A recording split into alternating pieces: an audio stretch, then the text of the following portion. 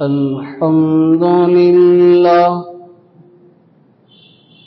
الحمد لله وكفى وسلام على عباده الذين اصطفى أما بعد فعن سلمان رضي الله عنه قال خطبنا رسول الله صلى الله عليه وسلم في آخر يوم من شعبان وقال يا أيها الناس قد أذلكم شهر عظيم مبارك شهر فيه ليلة خير من 1000 شهر إلى آخر الحديث أو كما قال صلى الله عليه وسلم۔ بزرگان محترم، عزیزان گرامی، السلام علیکم ورحمۃ اللہ وبرکاتہ۔ ماہ رجب المرجب بھی پورا ہوا اور شعبان المعظم کا یہ مہینہ جس کے بالکل انتہا میں ہم پہنچے ہیں، بہت ممکن ہے کہ آج چاند نظر آ جائے اور یہ بھی ممکن ہے کہ آج چاند نظر نہ آئے۔ اس سلسلے میں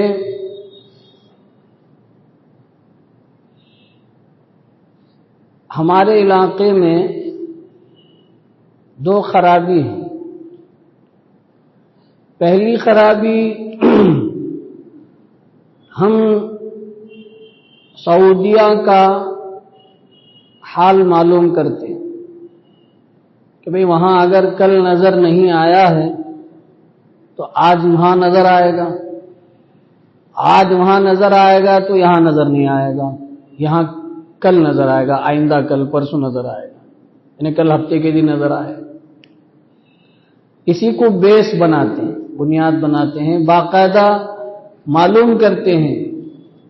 اگر رشتہ دار احباب ہو تو فون کے ذریعے سے معلوم کرتے ہیں، بھئی تمہارے یہاں چاند نظر آیا نہیں آیا۔ ایک تو یہ بات۔ آج صبح میرے بچوں کو اسکول چھوڑ کر چھٹیوں میں گھر میں رہتا ہوں تو وہ ایک ہماری ذمہ داری بن جاتی ہے، باقی دنوں میں دوسری ترتیب رہتی ہے۔ چھٹیوں میں بچوں کو بھی باپ کے ساتھ جانے کا ایک جذبہ اور شوق رہتا ہے، تو ہم چھوڑ کر جب گھر گاڑی اپنی اوپر چڑھا رہے تھے تو باہر کچھ بزرگان نے محترم کہنا ہے، کیا کہنا ہے، بیٹھ کر بات چیت کر رہے ہیں جو ہمارے کانوں پر پڑ رہی آواز۔ ایک صاحب کہہ رہے ہیں، ان کے الفاظ، آج اماواس ہے، 12 بجے ارمٹ ہے۔ یہ ان کے جملے اللہ کے گھر میں بیٹھ کر کہہ رہا ہوں۔ وہ کہہ رہا ہے آج اماواس ہے، 12 بجے ارمٹ ہے۔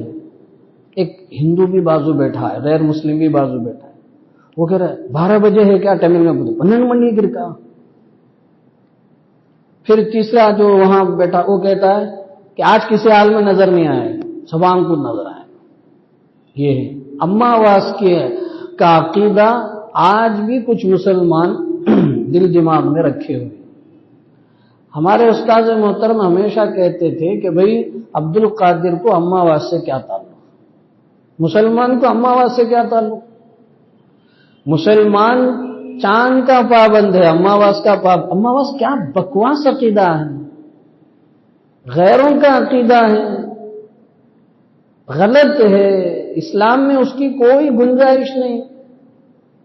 ہمارے استاد ہمیشہ کہتے تھے عبد القادر کو اماواس سے کیا تعلق، مسلمان کو اماواس سے کیا تعلق ہے؟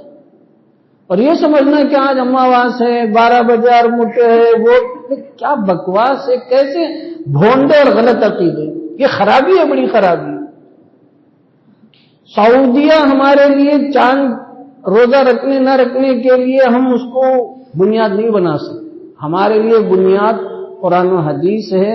اللہ کے نبی علیہ السلام نے فرمایا، قرآن میں اللہ نے کہا کہ تم میں سے جو کوئی رمضان کا مہینہ پائے وہ چاہیے فلیصم فمن کان منکم، تم میں سے جو رمضان کے مہینے کو پائے وہ روزہ رکھے. اب رمضان کا مہینہ کب آئے گا؟ چاند نظر آ جائے تو رمضان ہے، چاند نظر نہ آئے تو شعبان کا اور ایک دن. تو یہ وہاں نظر آ گیا نہیں نظر آ گیا اس کے پیچھے ہم نہ پڑے. بہت ممکن ہے کہ آج وہاں نظر آ جائے اور یہاں بھی آج ہی نظر آ جائے. چاند ہمارے اور آپ کے قبضے میں تھوڑی ہے، چاند تو خدا کے قبضے میں ہے، وہ جہاں چاہے دکھا دے، جس کو چاہے دکھا دے. بہرحال تو یہ جو دو خرابی ہے اس سے ہم بچنے کی ضرورت ہے. ایسا یقینی اور ضروری نہیں کہ وہاں نظر آنے سے آج یہاں نظر نہیں آئے گا. اور یہ اماواس کا بھونڈا عقیدہ، اس سے اپنے آپ کو الگ تھلگ رکھنا چاہیے. کسی کا عقیدہ اگر ایسا ہے تو توبہ کرنا چاہیے اللہ سے. اللہ ہم سب کو، اسلام کتنا شاندار مذہب اللہ نے ہمیں دیا ہے، کتنا پاکیزہ اس کے جو ہے تعلیمات ہیں. اس کو چھوڑ کر ہم غیروں کے مہینوں کا ہم اعتبار کر کے اپنے اسلامی مہینے کو ہم طے کریں، یہ تو بہت ہی ناشکری اور ناقدری ہوگی. ہونا تو یہ چاہیے کہ غیر مسلم ہماری تعلیمات اور ہمارے چاند کے مہینوں کا حساب سے وہ اپنے مہینے طے کرتے ہیں. یہاں تو الٹا ہو رہا ہے کہ غیر مسلموں کے مہینوں کو ہمارے مہینوں کے لیے طے کیا جا رہا ہے. یہ تو بالکل ناشکری اور ناقدری ہے. اللہ سب کو صحیح سمجھ کے توفیق عطا فرمائے. تو بہت ممکن ہے چاند نظر آ جائے، بہت ممکن ہے چاند نظر نہ آئے. میں نے خطبے میں ابن خزیمہ نے، ایک بہت بڑے محدث ہیں، ان کی کتاب ہے صحیح ابن خزیمہ، اس میں یہ حدیث نقل کی ہے کہ حضرت سلمان فارسی رضی اللہ تعالی عنہ فرماتے ہیں کہ شعبان کے آخر دن میں رسول اللہ صلی اللہ علیہ وسلم نے ہمارے سامنے خطبہ دیا. یہ خطبہ کیا تھا؟ پورے رمضان کا نظام العمل تھا، منشور تھا، دستور تھا کہ رمضان کیسے گزارا جائے. چنانچہ حضرت نبی اکرم صلی اللہ علیہ وسلم نے ایک ایک بات، ایک ایک تعلیم بہترین انداز سے دیتے گئے. سب سے پہلے فرمایا یا ایھا الناس، اے لوگو، قد اضلکم شہر عظیم مبارک، دیکھو تمہارے اوپر ایک عظمت اور برکت والا مہینہ آ رہا ہے. عظمت قیامت کے دن پتا چلے گا کہ رمضان کی کیا عظمت ہے. قیامت کو پتا چلے گا کہ اس رمضان جو مہینہ آتا ہے اس کی کیا شان ہے، کیا عظمت ہے، کیا قدر ہے. تو یہ عظمت والا مہینہ ہے، اس کو ہمیں عظمت سے لینا ہے. آرڈنری طور پر اس کو ہینڈل نہیں کرنا ہے. جب کوئی چیز کوالٹی کے اعتبار سے، ہر اعتبار سے عمدہ ہوتی ہے تو ہم اس کے ساتھ الگ برتاؤ کرتے ہیں، اور جو معمولی چیز ہوتی ہے اس کے ساتھ الگ برتاؤ کرتے ہیں. تو رمضان عظمت والا ہے تو اس کے ساتھ اچھا برتاؤ ہونا چاہیے. برکت والا ہے، کیا برکت اس مہینے کی، سال بھر میں جو فروٹس نظر بھی نہیں آتے رمضان کے مہینے میں ماشاءاللہ. یہ برکت نہیں تو اور کیا ہے. یہ صرف کھانے کے اندر نہیں، نیکی میں برکت، ہر صحت میں برکت، ہر چیز کے اندر برکت. واقعتاً یہ عظمت، یہ برکت والا مہینہ ہے. اللہ ہمیں اس کی عظمتوں کو اپنے دل میں بٹھانے اور برکتوں کو حاصل کرنے کی توفیق عطا فرمائے. پھر آگے اللہ کے نبی علیہ السلام نے فرمایا شہر فیہ لیلۃ خیر من الف شہر، یہ مہینہ، اس میں ایک رات ہے جو 1000 مہینوں سے بڑھ کر فضیلت والی ہے، جسے ہم لیلۃ القدر کہتے ہیں، شب قدر کہتے ہیں. رمضان میں لمبی حدیث ہے، مختصر آپ کی خدمت میں عرض کرتا جا رہا ہوں۔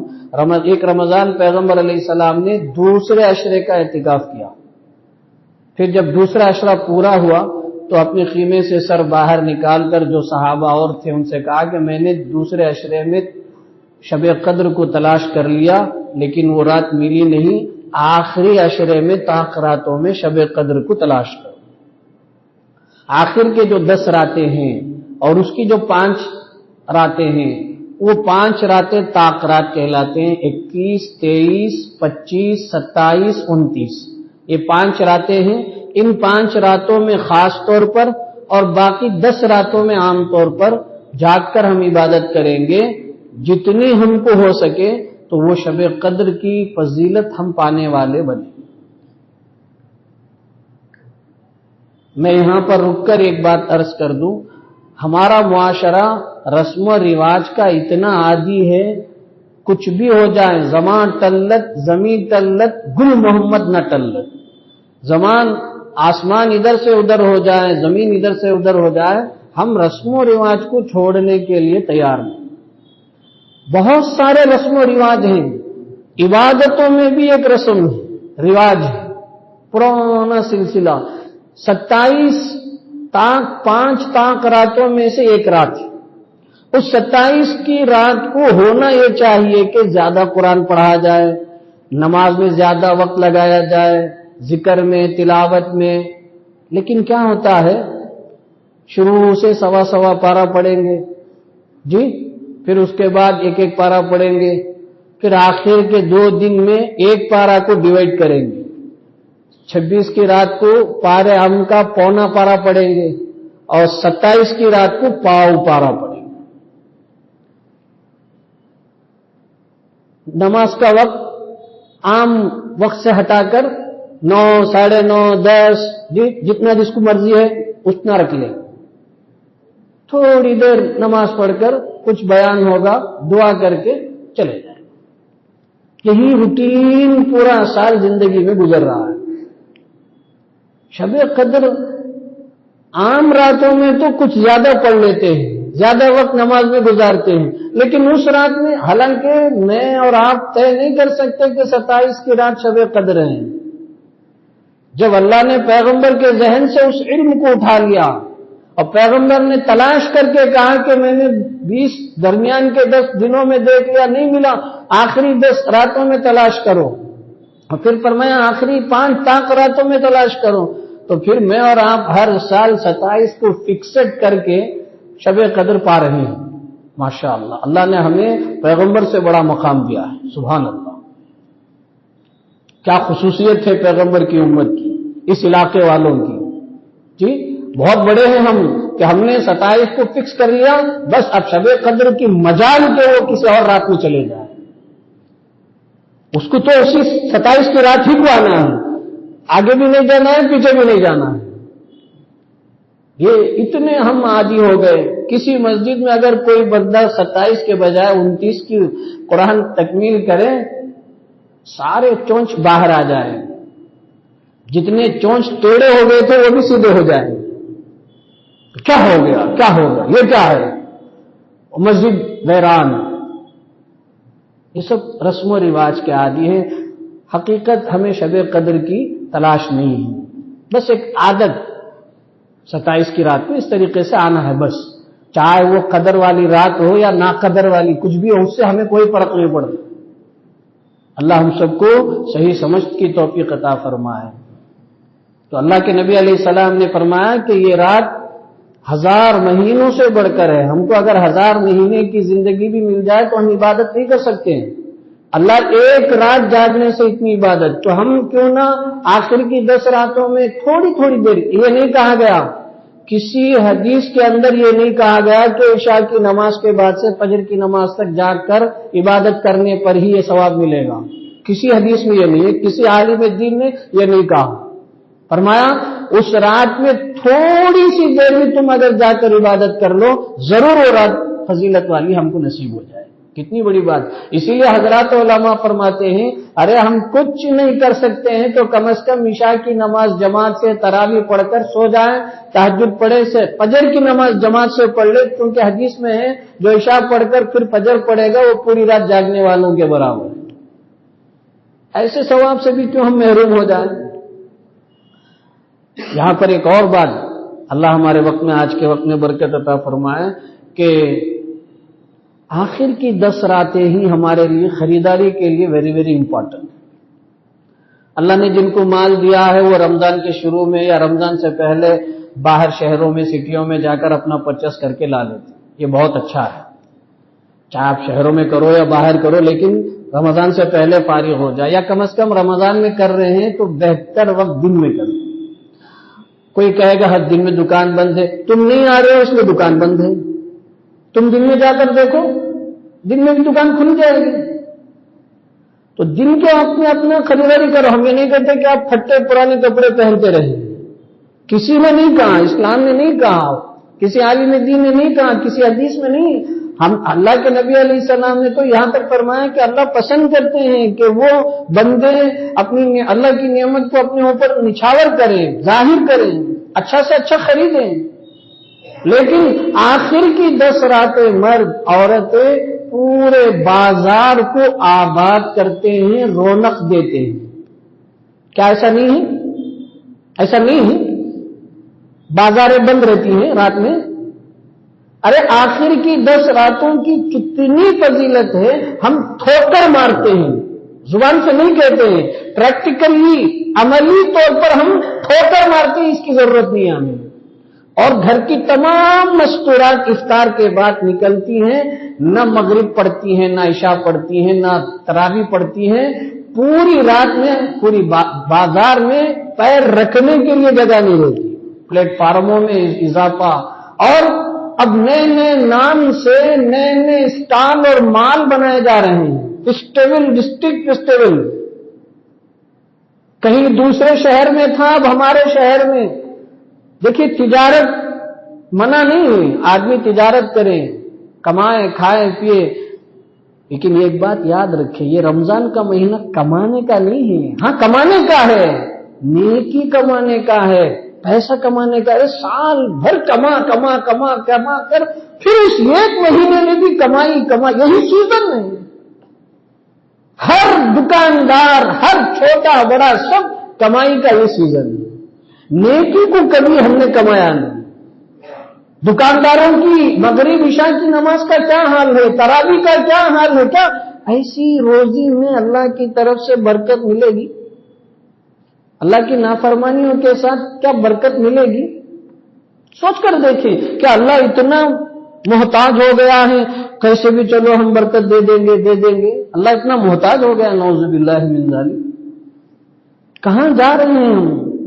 عجیب عجیب نام سے جی اسٹال, مال, فلاں فلاں لوگ بک کر رہے ہیں, اپنا ایڈورٹائزمنٹ کر رہے ہیں, تعارف کرا رہے ہیں. ارے اللہ کے بندو ذرا اپنے اندر احساس پیدا کرو, یہ رمضان نیکی کمانے کا رمضان مہینہ ہے, مال کمانے کا نہیں.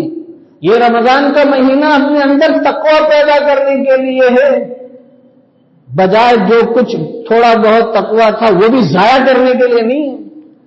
اب یہ دکانیں تو نئے نئے بنتی ہیں, کیا ہوں گے رات میں, پر دن میں کوئی جاتا نہیں. رات میں پوری رات آباد, کھانے کی, پینے کی, کپڑوں کی, زیور کی, جویلز کی, اور جو مستورات کے متعلق جتنے سب رہیں گے. کیا نیکیوں سے ہمارا وہ راتیں بھر جائیں گی؟ احساس کہاں چلے گا؟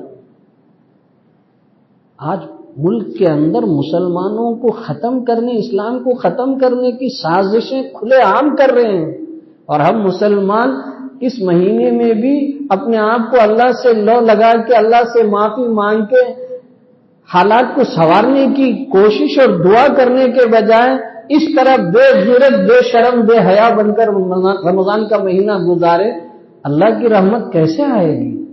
اللہ اپنی مہربانی کیسے دیں گے؟ اس لیے یہ طاق رات خاص طور پر اور آخری 10 راتیں میں آپ حضرات سے اللہ کا واسطہ دے کر یہ پیغام دے رہا ہوں کہ اپنی مستورات کو ہرگز ان راتوں میں خریداری کے لیے باہر نہ بھیجیں. کل قیامت کے دن میں آپ سب اللہ کے ہاں پکڑ میں آئیں گے کہ ہم نے ان راتوں کی قدردانی کی یا نہ قدری کی. چاہے وہ مالدار ہو، غریب ہو، پڑھا لکھا، ان پڑھ، کوئی بھی ہو، مرد عورت، اپنے جو کچھ خریدنا ہے دن کے وقت میں خریدیں. خریدنے سے منع نہیں ہے، روکا نہیں جا رہا ہے، وقت سے آپ کو آگاہ کیا جا رہا ہے کہ ہم وقت دن کا رکھیں، مغرب سے پہلے خریداری سے فارغ ہو جائیں. میرے دوستوں بزرگوں، اللہ کی رحمت تو ہم کو بلا رہی ہے. میرے بندو آ جاؤ، میں رحمت بانٹ رہا ہوں. میرے بندے آ جاؤ، میں مغفرت کی بارش کر رہا ہوں. میرے بندے آ جاؤ، میں جہنم سے چھٹکارا دے رہا ہوں. اللہ کی طرف سے ندا ہے، اللہ کی طرف سے پکار ہے، اللہ کی طرف سے آوازیں آ رہی ہیں. اور ہم ہیں کہ ان راتوں میں جو اپنے اوقات کو اس طریقے سے بازار، حدیث میں اللہ کے نبی علیہ السلام نے فرمایا دنیا کے اندر سب سے بہترین جگہ مسجد ہے اور سب سے بدترین جگہ بازار ہے. اندازہ لگائیے ہم رمضان کے راتوں میں بدترین جگہ کو آباد کر رہے ہیں اور بہترین جگہ کو ویران کر رہے ہیں. اللہ ہمیں صحیح سمجھ کے توفیق عطا فرمائے. پھر پیغمبر علیہ السلام نے فرمایا کہ اس مہینے میں اللہ نے رمضان کے روزوں کو فرض کیا ہے. روزے فرض ہیں. یہ دھوکے بازی کا معاملہ نہیں کرنا چاہیے. شروع کے 4-5 روزے رکھ لیا، پھر منجلا روزہ، 15واں روزہ کا نام منجلا روزہ ہے نا، کوئی اور ہے کیا؟ وہ روزہ رکھ لیا، پھر 27 کے دن رکھ لیا. جی یہ کس کو دھوکہ دے رہے ہیں؟ ایک روزہ بھی اگر ہم سے چھوٹے گا نا، قیامت کے دن پکڑ ہوگی. روزہ فرض ہے، اگر بلا وجہ ہم نے چھوڑ دیا ہے تو پھر اس کی قضا کرنا ہے. قضا نہیں کریں گے تو آخرت میں پکڑ ہوگی. اس لیے روزہ ایک بھی چھوٹنے نہ پائیں. اللہ ہم سب کو پورے مکمل روزے رکھنے کی توفیق عطا فرمائے. ہاں سخت بیمار ہے، عذر ہے، نہیں رکھ سکتے، مجبوری الگ چیز ہے. اللہ تعالیٰ مجبور کو زبردستی نہیں کرتے ہیں. ہاں اللہ نے صحت دی ہے، عافیت ہے، تندرستی ہے تو بشاشت کے ساتھ. معلوم ہوا بہت سارے جو نوکری کرتے ہیں، ملازمت کرتے ہیں، وہ کام کے تھکان کی وجہ سے روزہ نہیں رکھتے ہیں، چھوڑ دیتے ہیں. حدیث میں اللہ کے نبی علیہ السلام نے فرمایا من خفف عن مملوکہ، جو رمضان کے مہینے میں اپنے ماتحت کام کرنے والوں کے کاموں میں ہلکا کر دے، کچھ تخفیف کر دے، گنجائش کر دے، فرمایا اللہ تعالیٰ اس کی برکت سے اس کے گناہوں کو معاف کریں گے، جہنم سے اس کی گردن کو چھڑائیں گے. تو اس لیے جن کے ماتحت کام کرنے والے ہیں ان پر کام کو ہلکا کریں. یہ رمضان کا مہینہ کام کرنے کا نہیں ہے، کمانے کا نہیں ہے. یہ رمضان کا مہینہ نیکی کرنے کا ہے، نیکی کمانے کا ہے.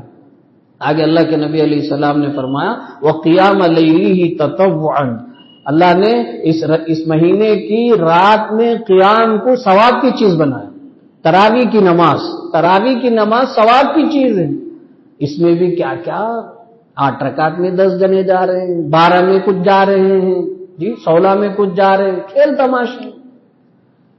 20 رکعت تراویح کی نماز، یہ طے ہے 8-12 کے پیچھے مت پڑے. 20 رکعت یقیناً طے، دنیا بھر میں جہاں جیسے ہو نہ ہم اس کے مکلف ہیں نہ ہم اس کے ذمہ دار ہیں. قرآن و حدیث کی روشنی میں حضرات علماء نے جو فرمایا 20 رکعت، حضرت عمر رضی اللہ عنہ کی یہ بہترین سنت ہے جنہوں نے اس کے بعد جماعت کے ساتھ 20 رکعت کی نماز کو پڑھایا. آج کے غیر مخلد اہل حدیث فلاں یہ کہتے ہیں کہ عمر کی بدعت ہے، عمر کی ساری چیزیں اچھی ہیں اور صرف تراویح بدعت بن گئی. حضرت عمر رضی اللہ عنہ نے اپنے خلافت کے زمانے میں صرف یہی ایک کام کیا تھا کیا؟ کوئی دوسرا کام نہیں کیا تھا. جہاں دیکھو حضرت عمر کی خلافت کے بارے میں یہ اہل حدیث غیر مقلدین سب حضرت عمر کے بارے میں ڈنڈورا پیٹتے ہیں اور تراویح کی نماز میں یہ عمر کی بدعت ہے. اس کو کہتے ہیں میٹھا ہپ کڑوا تھو 20 رکعت کھڑنے میں تکلیف ہے، اس کی 8 کر دو. عجیب تماشا ہے. 20 رکعت مکمل پڑھنا ہے. رمضان شروع ہوتا ہے 4-5 دن پوری مسجد بھر جاتی ہے، اس کے بعد وہی جنہیں اللہ توفیق دیتے ہیں وہی پوری آخر تک پڑھتے ہیں.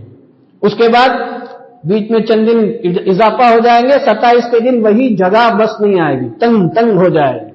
یہاں حسیر بچھاؤ، وہاں حسیر بچھاؤ، وہاں اسپیکر لگاؤ، یہ کرو وہ کرو.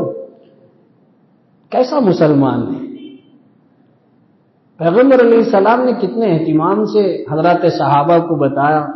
تو یہ تراویح کی نماز. اب کیا ہوتا ہے، نوجوانوں کو آ جاتے ہیں، نوجوان خاص طور پر آ جاتے ہیں، امام صاحب معلوم ہے، ان کو معلوم 2-3 دن پڑھ لیے، امام صاحب ایک رکعت میں تقریباً 2 سے 3 منٹ پڑھیں گے. تو پیچھے کبھی ادھر کبھی ادھر، ہر مسجد میں. ابھی میں ایک جگہ کل گیا تھا تو وہاں کے ایک صاحب نے کہا ہم اتنا انتظام کرتے ہیں لیکن یہی شکایت. کیا شکایت؟ پیچھے بیٹھ کر وہی موبائل پر بہت امپورٹنٹ بزنس میل آیا ہے، چیک کرنا ہے، اس کو جو ہے کیش پے کرنا ہے اور آرڈر بک کرنا ہے، فلاں فلاں بہت ضروری ہے، اس کو جو ہے بیٹھ کر. اب چونکہ اکثر مسجدوں میں اب تراویح کی نماز میں لائٹ بند کر کے چھوٹی موٹی لائٹ جلا دیتے ہیں، تو اب یہ جو پیچھے بیٹھتے ہیں ان کی پوری ڈسپلے کی روشنی نظر آ رہی ہے، چھک چھک چھک نظر آ رہی ہے.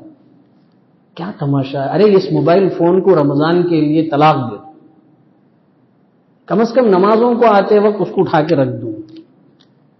کہ اتنا بھی ہم نہیں کر سکتے ہیں. نوجوان خاص طور پر، بڑے لوگ بار بار ہم سے کہتے ہیں حضرت اعلان کیجئے اعلان کیجئے. پیچھے نوجوان بیٹھ کر اس طریقے سے اپنی مسجد کے اندر بیٹھ کر تراویح کی نماز ہو رہی ہے اور اپنا موبائل فون سے جو ہے پتہ نہیں کون سی ضروری موت کا فرشتہ کوئی پیغام دیا ہوگا اس کو آنسر دے رہے ہوں گے، ریپلے کر رہے ہوں گے. موت آئے گی تب پتہ چلے گا، وہاں مہلت نہیں دی جائے گی.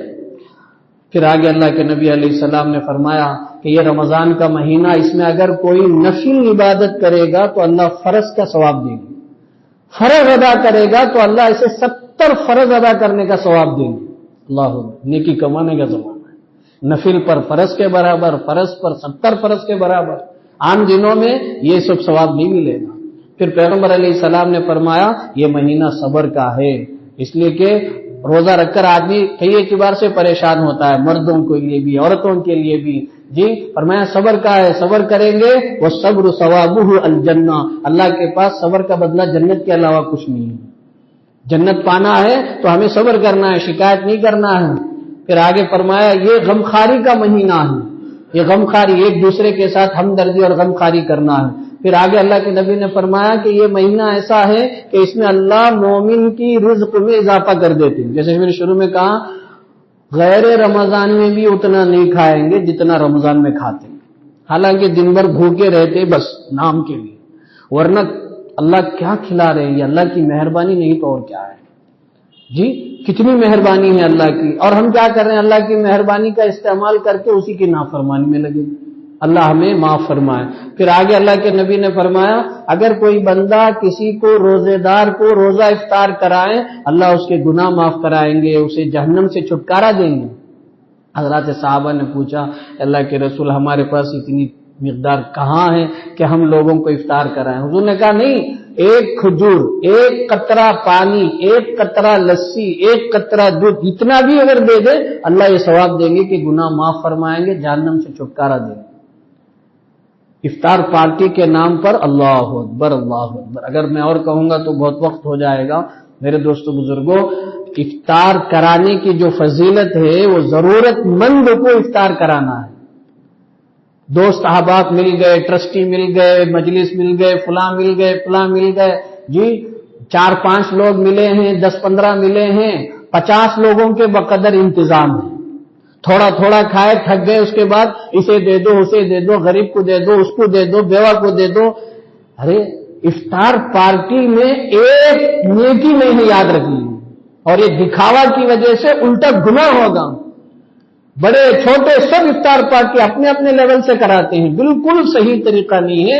حدیث میں جو افطار کرانے کی فضیلت ہے وہ ضرورت مند، رشتہ داروں میں اگر کوئی ضرورت مند ہے، پڑوسیوں میں ہے، اپنے محلے میں ہے، یتیم بیوہ محتاج ایسے ہے تو ان کو تلاش کر کے ان کو دیا جائے. یہ کہ ہم خود افطار پارٹی کر رہے ہیں. سحری کا انتظام شاندار، پورے 10 سے لے کر 100 سے 200 سے 300 نوجوان مل گئے، سب سے کلیکشن ہو رہا ہے.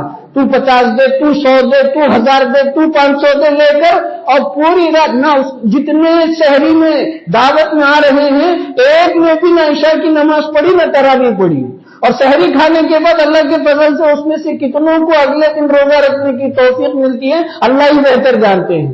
ایک مسجد کے کچھ نوجوانوں نے شروع کیا تو دوسری مسجد کے دیکھا دیکھی چلہ پھونکی کے نام سے کبھی یہ کر رہے ہیں کبھی وہ کر رہے ہیں۔ ارے اللہ کے بندو، شہری کھلانا ضرورت مندوں کو خود بنا کر پیسہ کلیکشن، کیوں تمہارے گھر میں کھانا نہیں ہے؟ ماں باپ نے باہر خرچیا ہے، تم خود کلیکشن کر کے جمع کر کے چندہ کر کے اس میں کیا سبب ملے گا؟ نوجوانوں کو سمجھ نہیں آتا ہے۔ مسجدوں میں کرنا منع ہے، اہل سنت والجماعت کی طرف سے نہ شہری کا پارٹی کریں گے نہ افطار کا پارٹی، تو اب کچھ لوگوں کو ذرا جوش زیادہ آ گیا، مسجد میں کرنا منع ہے، کسی فنکشن ہال کو لے لیا، کسی میدان کو لے لیا، شامیانہ گاڑ دیا، وہی کھلا رہا ہے۔ ارے اللہ کے بندو، یہ طریقہ صحیح نہیں، یہ بتایا جا رہا ہے جگہ کی قید ایسی لگی ہے، یہ نہیں کہ مسجد کو چھوڑ کر فنکشن ہال کو لے لیا، ادھر لے لیا ادھر لے لیا، کھیل تماشے کے علاوہ کچھ نہیں ہے، ان لوگوں کو کچھ کرنا نہیں ہے۔ نوجوانوں، عبادت میں اپنا وقت لگاؤ۔ اللہ کے نبی علیہ السلام نے پھر فرمایا اس کا پہلا عشرہ رحمت ہے، دوسرا عشرہ مغفرت کا ہے، تیسرا عشرہ جہنم سے چھٹکارے کا ہے۔ آخر میں اللہ کے نبی علیہ السلام نے فرمایا کہ لوگوں اس مہینے میں 4 کام زیادہ کرو، 2 کام ایسے ہیں جس سے اللہ خوش ہو جائے گا، 2 کام ایسے ہیں جن کے بغیر ہمارے لیے کوئی راستہ نہیں، 2 کام جن سے اللہ خوش ہو جائے گا، کلمہ طیبہ کی کثرت، اٹھتے بیٹھتے چلتے پھرتے ہر وقت، اس کے لیے کوئی الیکٹرک تسبیح کی ضرورت نہیں ہے، کوئی تسبیح دانی کی ضرورت نہیں، زبان سے پڑھتے رہے لا الہ الا اللہ لا الہ الا اللہ، 10 مرتبہ پڑھا تو 11 مرتبہ محمد رسول اللہ جوڑ لیں، کثرت سے کلمہ طیبہ پڑھیں۔ پھر دوسرا کام جس کو ہم اللہ سے راضی کر سکتے ہیں، اللہ کو فرمایا استغفرون اللہ خوب استغفار کرو، اٹھتے بیٹھتے استغفار کرتے رہو، اللہ معاف کر دیجئے مجھے، میرے ماں باپ کو، میرے رشتہ داروں کو، میرے پڑوسیوں کو، زندوں کو، مرحومین کو، سب کو معاف فرما دیں۔ یہ 2 کام ایسے ہیں اگر کثرت سے ہم کریں گے تو اللہ ہم سے راضی ہو جائے، اس سے بڑھ کر کیا ہونا ہے۔ اور 2 کام ایسے ہیں جس میں بغیر ہمیں کوئی چارہ ہی نہیں، فرمایا تسألون اللہ الجنت، اللہ سے جنت مانگو، اے اللہ میرے اعمال اس قدر نہیں ہے کہ میرے اعمال مجھے جنت میں لے جائیں، آپ اپنے فضل سے مجھے جنت عطا فرمائیں، اپنے لیے، ماں باپ کے لیے، رشتہ داروں کے لیے، مرحومین کے لیے، سب کے لیے جنت مانگی۔ پھر فرمایا چوتھا آخری کام وَتَعَوَّذُونَ بِهِ مِنَ النَّارِ، جہنم سے پناہ مانگو، جہنم اس قدر سخت جگہ ہے میرے دوستو بزرگوں، اللہ ہر بندے کو اس سے حفاظت فرمائے، معمولی نہیں ہے، ایک چھوٹی سی چنگاری دنیا میں ہم برداشت نہیں کر سکتے ہیں، جہنم کی آگ 70 گنا بڑھ کر ہے، بہت خطرناک ہے، اس لیے ہم دعا کریں کہ اللہ سب کو جہنم سے چھٹکارا دیجیے، پناہ دیجیے۔ یہ 4 کام۔ پھر آخر میں اللہ کے نبی نے فرمایا کہ جو بندہ کسی روزے دار کو شربت پانی پلائے گا، روزہ رکھتے ہوئے نہیں، غلط مطلب سمجھ لینے، آج کل ایسا ہی ہو جاتا ہے، کچھ بولتے کچھ سمجھ لیتے ہیں، افطار کے وقت میں کسی کو پانی کا انتظام کرا دیا، افطار کرا، پیغمبر علیہ السلام فرمایا کل قیامت کے دن اللہ میری حوض سے اسے ایسا پانی پلائیں گے جنت میں داخلے تک اسے پیاس نہیں لگے گی۔ اللہ اکبر۔ بات سمجھ میں آ رہی ہے میرے دوستو بزرگوں، یہ بڑا مقدس مہینہ آ رہا ہے، یقیناً میں اور آپ جانتے ہیں کہ ہماری حالت کیسی ہے، من دانم کے من آنم، میرا ایڈریس مجھے معلوم ہے کہ میں کس قدر پانی میں ہوں، اس کے باوجود اللہ نے مجھ پر رحم کر کے یہ مقدس مہینہ دے رہا ہے، اس لیے اس کی قدر کریں، خود کریں، اپنے گھر والوں سے کرائیں، اپنے مستورات سے کرائیں۔ اللہ پاک ہم سب کو کہنے سننے سے زیادہ عمل کی توفیق عطا فرمائیں۔ وآخر دعوانا الحمدللہ رب العالمین۔